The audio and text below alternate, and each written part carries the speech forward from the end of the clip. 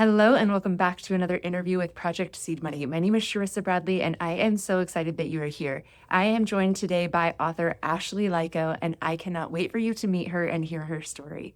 Thank you for being here. Welcome, Ashley. Thank you so much for coming and interviewing for our channel. We are so excited to have you here to help inspire the next generation of female authors and just give that little bit of encouragement that we all need at any point in time to tell our story, to share those things that maybe feel hard and feel vulnerable and feel scary, but with that knowledge that we're going to be empowered from that. So welcome. Thank you so much for being here. And I'm so excited to get into it with you today. Thank you so much for having me, Sharissa. It's an honor to be here. Honestly, I love talking with you and I love everything that you're doing. Like you said, it's so important to get our stories out there. Thank you. Thank you so much. And really, our main goal at Project Sea Money is just to encourage and support women and help them to get the funding and get the things that they need. But with these interviews, it's more about how can we just woman to woman encourage one another to dismantle that kind of old system of pitting women against each other and making it this competition. And rather, we're just like, hey, like, how can I help you? How can I get you to the next level? So I want to just start out by asking you a little bit about your own experience in writing and sharing your story. Okay, yeah. Well, with the writing and sharing my story, it actually came about from connecting with you for the MM publication, the magazine. And just there's always been a deep passion to share my story, turning something that I viewed as being difficult, dark past that I just kind of wanted to forget and turning it into something beautiful that can help others, that can just kind of be a beacon and turning lemons into lemonade. I just wanted to make something beautiful out of it. And I thought that the best way to do that is just by sharing my story. Because as survivors, especially of trauma and essay, it's very common for you to feel isolated and alone, as if you're the only one going through that experience. And I remember feeling that way before social media, and when I was going through it, I really honestly felt like I was the only one going through that horrible experience, and I wasn't. In fact, there's more of us going through it than not, and so we're stronger together. We're stronger when we know we're not alone. We're able to empower one another, and that's what I wanted. I love that. And I absolutely loved both of your articles for MM Publication. I felt that in both places, you were encouraging women to stand up for themselves and encouraging them to kind of take a stand and share those things. And it really comes from a place of empowerment. You're saying, these are the things that I experienced, and this is how this can empower you. And I just absolutely love your writing and what has come of it. So it's incredible. Did you always write, like, to process your emotions? Did you keep a journal or write short stories or anything like that? That's such a great question. Actually, it was my therapist that encouraged me to start journaling, and she was so good. She actually would make me take pictures of my journal entries and share them with her. So she really made sure I did the homework because I probably wouldn't have. I probably would have just like thought about it and then just told her I did write about it. And so she actually forced me to sit down and take the time to actually write and get in the habit of writing. And I think that's been such a powerful tool. It allows you to reflect back and see patterns that you might not have seen or caught had you just thought about it. So, yeah, it's been a really powerful tool to write down my experiences. And I've been doing it ever since. I'm really grateful to her for forcing me to take pictures of my journal entries and send them to her. That's Yeah. really incredible accountability. She was like, "I know that you might wanna skip this assignment, so." Yes, and there was so many I really did not wanna do. They were hard. It was healing is not easy. It's so glamorized, especially on social media. It can come across as being really just self-care and self-love, but no, doing shadow work is extremely difficult and hard to go through. So, yeah, I did not wanna do those journal entries, but I was very glad that I did, and I continue to do them till this day. And thank you to you for motivating me to write the articles, because that was also something I needed, that little bit of pressure and that accountability. Like you said, I needed that accountability to really get out there and put pen to paper. Yes, absolutely. And to share it because there's this little bit of ease and a little bit of grace when it comes to journaling because no one's ever going to see it. I mean, even taking the picture of it and bringing it to your therapist, you could have omitted the things that you said out loud, or you could have said, see, I wrote it, but I don't really want to tell you. Like, we get to keep that little bit of anonymity when we're writing in our journal. And there's a little protection with that. But when it comes to publishing your work, when it comes to sharing your work with other people publicly, there's a lot more vulnerability. There's a lot more you're really showing yourself. There's a lot more to be scared of, a lot more to worry about when it comes to people sharing your story back to you. But one thing that you did that I felt was really incredible was not only just sharing it in your writing, but you've started within the last year sharing personal bits of your stories through videos and writing what seems to be kind of like a journal entry in the description section. So the videos sharing your story, but also you are writing major like paragraphs when it comes to actually processing this information very publicly. Is there like some courage that you can help share with other people because that takes bravery. And I'm sure it didn't feel very brave in the moment or strong in the moment, but that takes incredible bravery. Oh my gosh, yes. I'm so glad you brought this up. That was a promise I made to myself once I learned how much shame actually affects you day to day. And shame throughout my entire healing process. I've learned that shame and guilt have been two of the most difficult things for me to shed. They've just been really heavy and they're just there. And one of the ways that I learned that one of the ways I was able to get rid of that shame and that guilt that I was feeling was by sharing my story. Because our inner critic tells us that if people know what you went through, they're going to look at you different. They're not going to love you. Abusers tell you that your entire life. I heard that my entire life. If they knew, they're gonna think of you as this disgusting human being. It's almost as if we carry the shame and guilt of our abusers with us, like, as if we were the ones who did that, and that's how I felt. I went to a sister circle one time, and it was my first time ever expressing what I went through out loud to strangers, and the release I felt when I shared my story in that safe space was unparalleled to anything I had gone through in therapy, and I love my therapist. She does great work, and EDMR has helped me so much. But when it came to sharing my story in safe places and allowing myself to embrace people's love and support, and also hearing how many people said, "You're not alone," I've also experienced that. It was so validating and so powerful in my journey, and that's when I realized, okay, I can't go to sister circles weekly. I would love to, but I'm not able to do that, and I have so much shame and guilt to shed. Also, I've gotten so much out of seeing other people's stories, right? It's kinda like on Instagram where you get so much out of reading all the reviews and you love all those reviews, but you don't ever take the time to actually do the reviews yourself. And it's like, oh man, I'm so thankful that so many people have shared their stories and it helped me so much. Okay, it got to the point where it's like, okay, Ash, it's time for you to get on there and start sharing your story too and give back just like you've received. So it was a mixture of, yes, on one hand, I need to shed the guilt, get rid of the shame that I'm carrying. And on the other hand, I need to give back to this supportive, loving community that I've gained so much from. And so those are the two big motivations to do that. And you're so right. Oh my gosh, it does not feel brave at all. It feels awful. I usually have those videos saved in my drafts for months before I actually post them.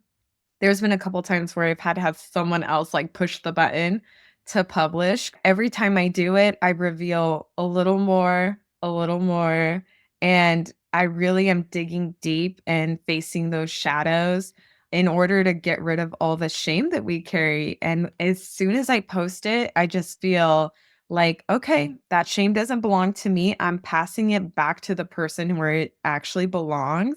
And I'm no longer responsible for that shame or guilt. I did nothing wrong. I'm sharing my story. I'm being my authentic self. And speaking of authentic self, I also learned that you can't actually have authentic relationships with people if you're masking and if you're not your authentic self. And that was another huge motivator because I just felt like I wasn't having these authentic, great connections with people. I didn't have a person. I didn't have like a bestie. It was surface level with everyone. And then I realized that that was on me. It was because I wasn't fully opening up to anybody. Even the closest people to me didn't know a lot of things I went through. They didn't know that stuff because I was so taught to lie and hide it. And it was such a part of me to hide that at all costs that I didn't even open up to my loved ones. And so I've been able to have more authentic relationships with people, friendships with people. Sharing my story has done nothing but good in my life. It's been able to give myself a voice as a survivor, and it's helped other people. It's not only given me a voice, but it's also reached other people, which has been a whole nother element of healing. When you hear that your story touched other survivors and they open up to you in such a beautiful way, and they haven't even opened up to anybody and you're just a stranger, those messages I treasure and those connections I truly value. And that also gives this everything I went through more meaning and it gives it purpose. And I just think that's so beautiful. Is so beautiful. And there is a school of thought that believes that when we carry guilt and shame, we're blocking the energy to our root chakra, our energy centers of our body that keep us grounded and feeling safe. And so if we're stuck in that shame spiral, again, from abusers teaching, if you share, you're bad, you're dirty, you're the problem, right? If we stay in that and we don't release the shame and we don't release the guilt, in addition, we're then allowing ourselves to be susceptible to things like not feeling grounded, not feeling safe. And that could come in the form of like anxiety, panic, not being able to feel connected to the earth, right? Or even to our human body, because it is such a hard thing to stay connected in our body if we have these like massive blocks, which shame and guilt are like the biggest ones, the biggest ones. And by keeping that center blocked up, you're not able to let anybody in because you're not, you can't really physically be in a place. You can't physically be in your home and your body if there's so much guilt and there's so much shame keeping you from feeling grounded, feeling safe. And then that the guilt and the shame in those lower two chakras keeping you from feeling your own personal power. So by sharing, you're clearing that energy center and you're giving yourself your own power back. Absolutely. You're right. And like you said, that shame and guilt that comes from that kind of history, that's all stemming from fear, right? The lowest vibration, getting stuck in this lower frequency that actually affects every single aspect of our lives. We're afraid of the outcome or how people will view us if we're our authentic selves. And in a way, it's really sad because once you've been abused, it's almost as if you continue to abuse yourself or be abused for your entire lifetime. It makes you 3 times more likely to end up in another abusive relationship after being abused as a child, and I find that so sad. It's like the opposite should be true. People who went through the darkest childhood should have the best lives. And I've found that it's because we are living in fear. We're living in fear and not able to see the red flags. We don't really even know what normal and healthy is. And even if we do, we're still living in a place of fear, which is that lower vibration, which just attracts all the lower frequencies, right? And so if we're able to rise up out of that by shedding that guilt and shedding that shame, that raises our vibration and allows us to receive more positive from the universe. And that's another thing I get out of sharing my story online. I feel like online's a great way to reach more people. And the more people I reach, the better I feel. It's been nothing but positive feedback, which I am expecting negative feedback. I think it would come no matter what, people pushing back. I think I got one that said, like, whose parent would ever allow that to happen? And instantly that inner child was triggered in me where every survivor's worst fear is to be not believed. And that was triggered in me immediately. And I was like, no, it's okay. We are safe, that our story is valid. There's nothing wrong here. We're allowed to share our story. And then more clarification. I was able to just explain the details. Yeah, a parent does allow that kind of abuse to happen. And it's fortunate for some people that they can't even fathom that it's not even in their capability to fathom a parent allowing that. And so I look at it a little different, not from that triggered state, but almost like, oh, I'm so glad that you grew up in a household where you can't even fathom an adult hurting a child. But unfortunately, that is the case for a lot of survivors. And that's why it's important to share the stories, to educate people who don't understand and haven't gone through it. And that builds compassion for survivors. I totally agree. I could not agree more with you. And one point I wanted to touch on talking about fear when we're making our decisions from a place of fear, because if we're sitting in fear and then we have to make choices for our life and choices for our day from a place of fear, we're only making decisions that instantly solve that problem.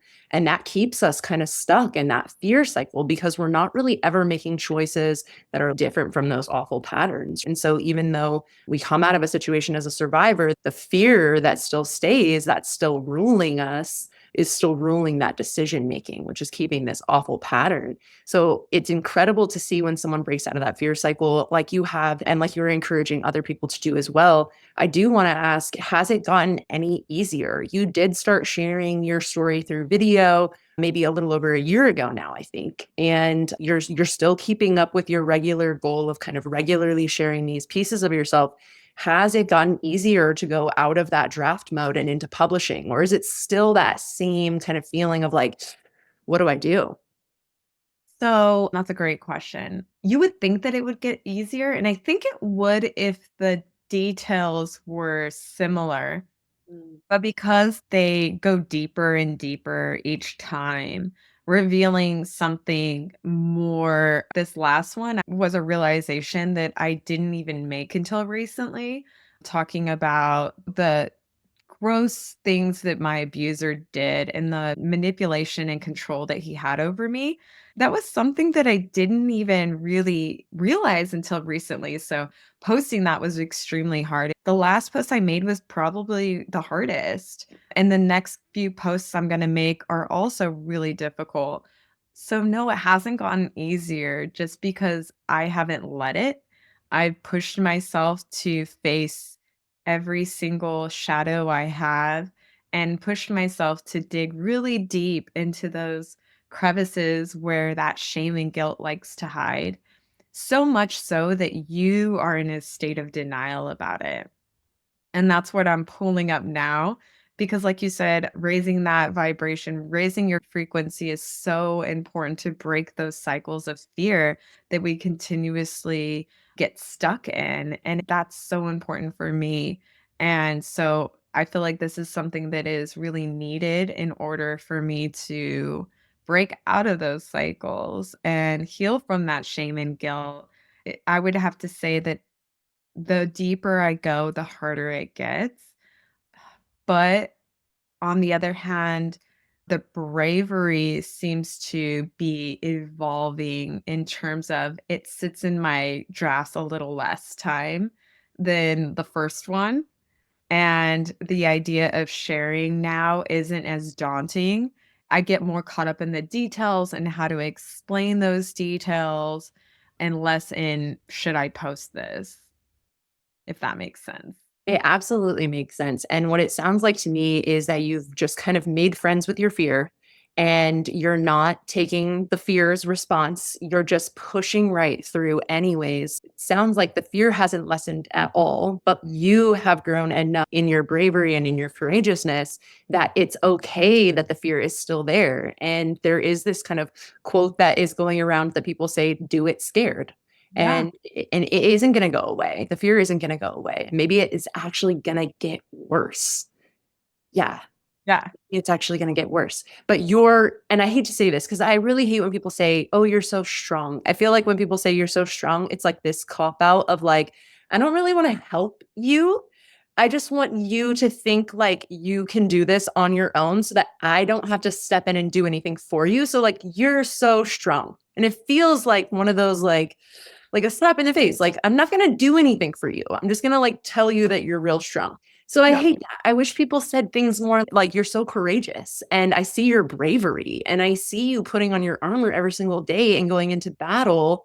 Brene Brown talks about like stepping into the arena. Like you just never really got out of the arena, did you? You were like, I'm going to get in here and I'm just going to stay in here and I'm just going to stay with the fear and the lions and the people taunting me and all the things all around me. And I'm just going to stay here. And that is incredible. It really shouldn't even be called strength. It really should just be called maybe a little bravery, maybe a little crazy. I'm a little bit like, naive, like don't really know what's coming. So the fear is like sitting right there with you. But what have you like from this experience? You're sitting with your fear, you're sitting with your courageousness, you're continuing to be brave, you're continuing to show up in this way. What have you gotten from this? Okay, going back to what you said about, like, you just never left the arena, that is so true. Right before my brother died, that year, I was like, "I'm done with suffering. I'm done with suffering. I'm not gonna suffer anymore. I'm gonna create a life for myself that is cushy and comfortable, and I'm going to give myself everything I deserve and treat myself just like that little girl was supposed to be treated. Disneyland, concerts, girls' nights, spa days. I'm just gonna go all out. Of course, I have to work really hard to afford all that, and I did set up my dream job that I love so much. Everything was working great. Everything was in place for me to live that nice and comfortable life. And then my brother died. And all of that went out the window, and I realized that I am not here for a comfortable life, and I'm not here to be pampered, and that's okay, and I'm fully okay with that. I was sent here for a reason, I was sent here for a purpose, and although I'm still gonna love life and enjoy life, and I love life every single day, I was here for a reason, and it's not time to sit back and relax. I have a lot of work to do. And so that's also another motivator to write and get my story out there.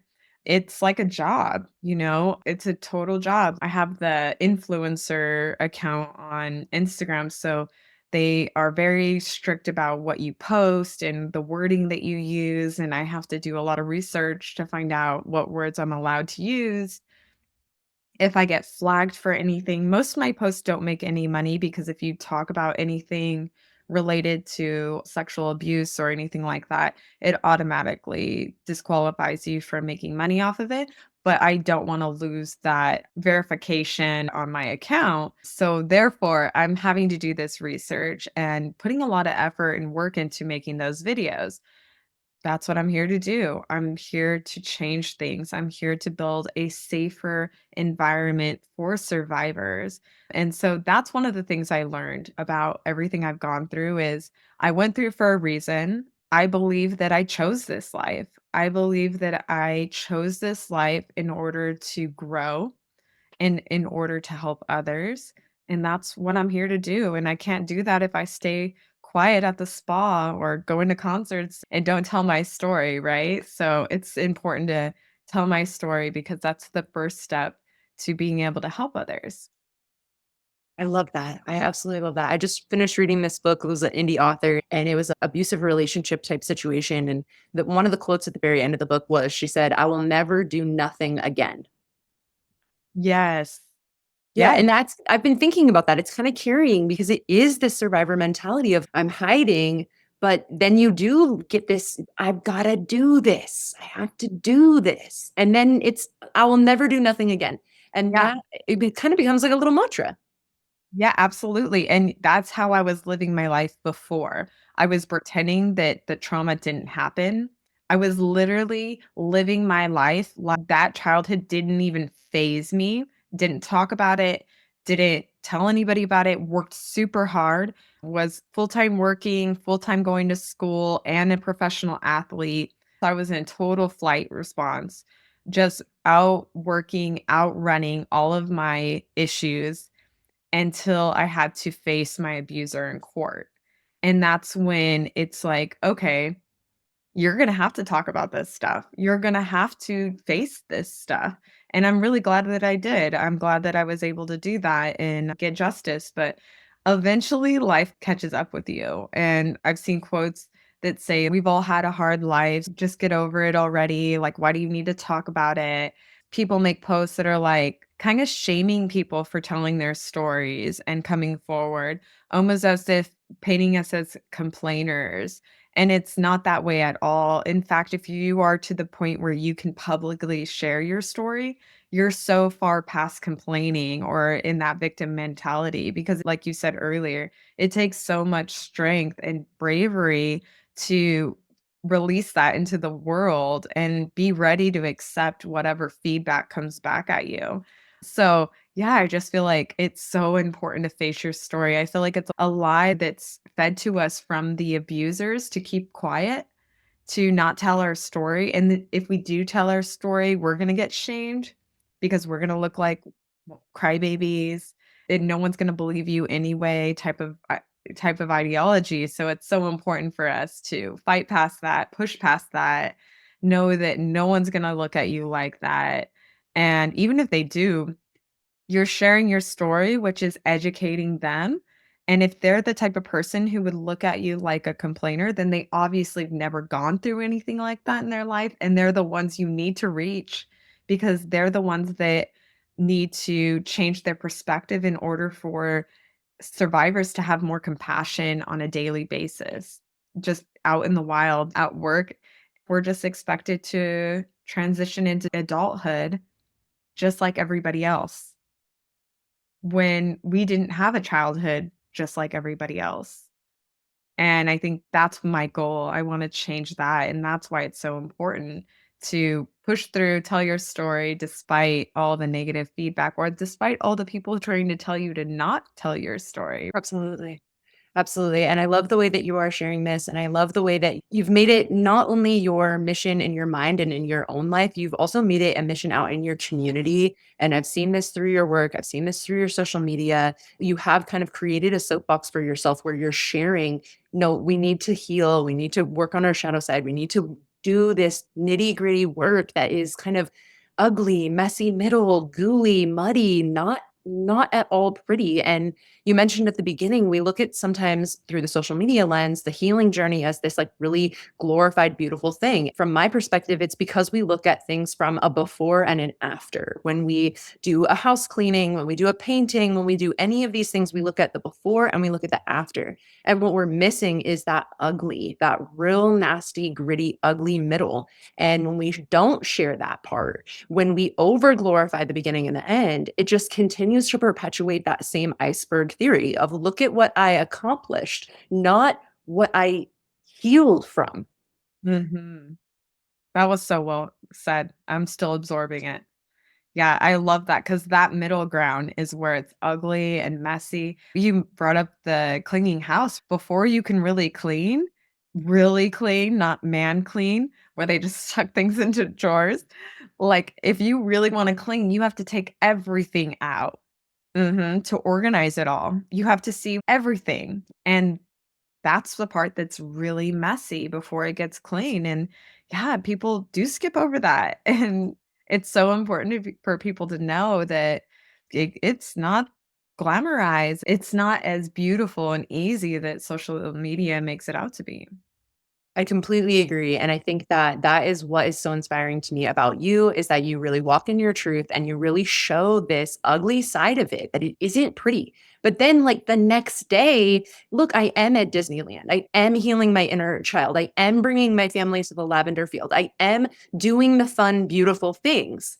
And there is messy and there is Yeah. darkness, and that is great. We need to be balanced in the light and the dark. Like, that is so Yeah. important.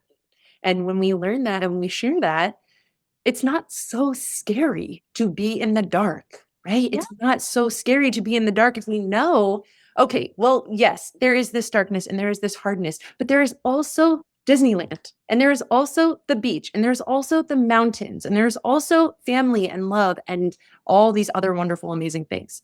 So it's beautiful. I feel like you really absolutely do walk that walk. And I would encourage anybody who's watching this or listening to this to go and follow Ashley on social media because she really is absolutely walking in her power. And that is so inspiring to me. And I really appreciate that about you. I always read till the very end because it's hard, but like I can relate to a lot myself.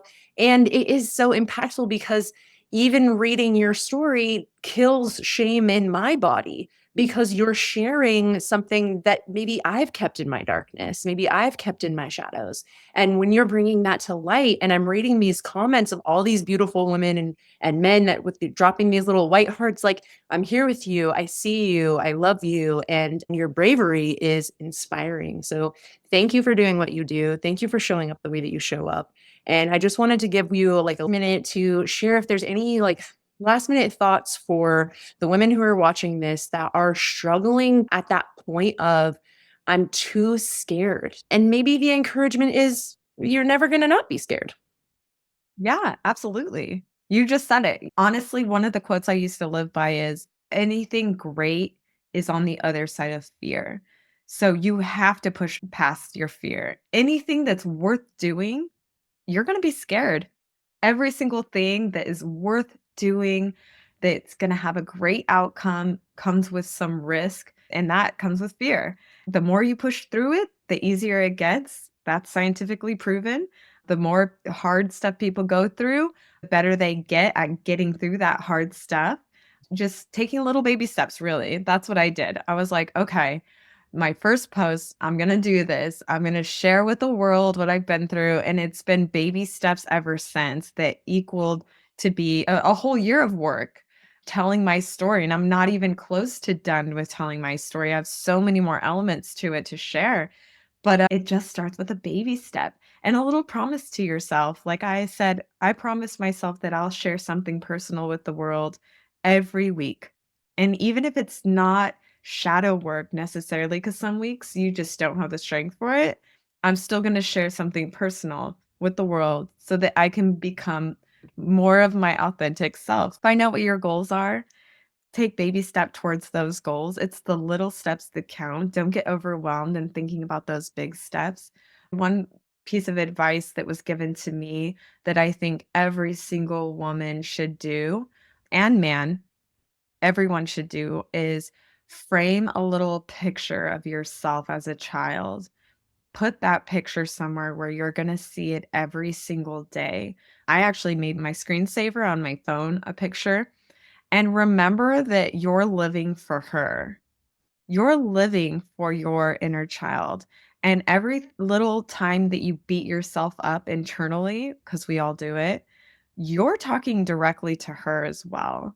And that was such a game changer for me. It made me more motivated to fight for my healing because it wasn't just about me anymore. It was about her and giving her the life she deserves and getting her out of those abusive situations, leaving a toxic marriage that I wouldn't have left if it wasn't for that inner child work, because I would have always put myself last.